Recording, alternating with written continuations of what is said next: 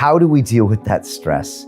Stress hormones shut down the immune system to conserve energy so I can run away from the threat. And I go, it's so powerful at shutting down the immune system that stress hormones are used, listen, therapeutically. If I am going to transplant an organ from one person to another, the recipient of that transplant, their immune system, by definition, is going to try and reject the transplant because it's foreign tissue. I say, so what do doctors do before they transplant an organ?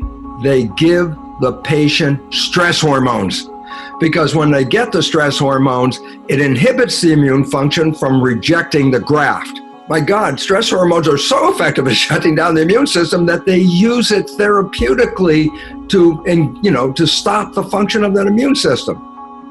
Now we're in these strange times as well, that our stress has been exacerbated, not just by the news, but the lockdown and even more. So what's your advice to people? Well, the first straightforward advice is this: we have to maintain our physiology and our health. It's not that difficult. Eat food that is good for you, not industrial farm, but organic, natural, healthy food. Industrial farm food is loaded with chemicals that influence our system in a very negative way.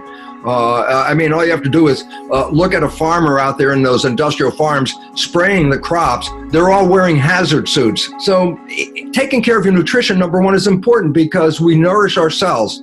And if you shorten the supply of nourishment, of course you're going to be open to sickness.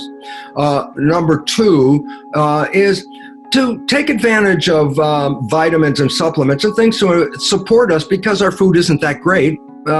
Anything we can do outside to enhance our immune system, and let me just add, especially vitamin C. When we support ourselves that way, we strengthen the immune system. And then third thing, watch what you're thinking. Because the moment you are thinking of stressful things like, oh my God, I'm not working for weeks and my job, my salary, do I have any money? Fear comes from that. Can I pay the rent? Am I going to die? Of course, fear comes from that. And I go, these fears are the primary things that inhibit the function of the immune system. It's the fear of death is the problem that we must deal with today.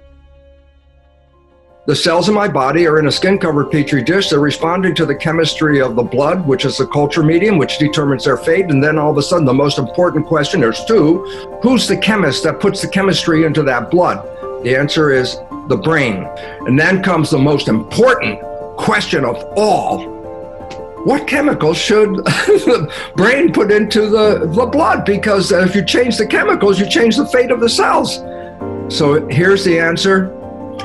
Whatever picture you hold in your mind, the brain translates that picture into chemistry that complements that picture and puts that chemistry in the blood, and the body responds to the picture in your mind. And I go, why is that relevant? I said, I could have a picture of health, or I could have a picture of fear. I say, well, that's different chemistry. When you're in love, the brain releases love chemistry, which is like dopamine, pleasure. That's why falling in love, oh, it's so great, it's pleasure. It also releases oxytocin, which bonds you to the source of your love. But the big one is this: growth hormone is released into the blood when you're in love. Then tell me, what is the consequence of a picture of love? I said, the chemistry of the body provides extreme health. I said, well, what's the chemistry that comes out in fear? None of that love chemistry is coming out here. A picture of fear in my mind causes stress hormones, cortisol, things like that, and factors that shut down the immune system. They're called cytokines. And so the blood of a person in love has a different chemistry than the blood of a person in fear. The thing that people have to understand is this. This is like, now comes the critical moment of what? And I say, a cell can be in growth, or a cell can be in protection, but a cell can't be in both at the same time. Growth, I move to a stimulus, like someone I love or something I like, I move to it, and I'm open.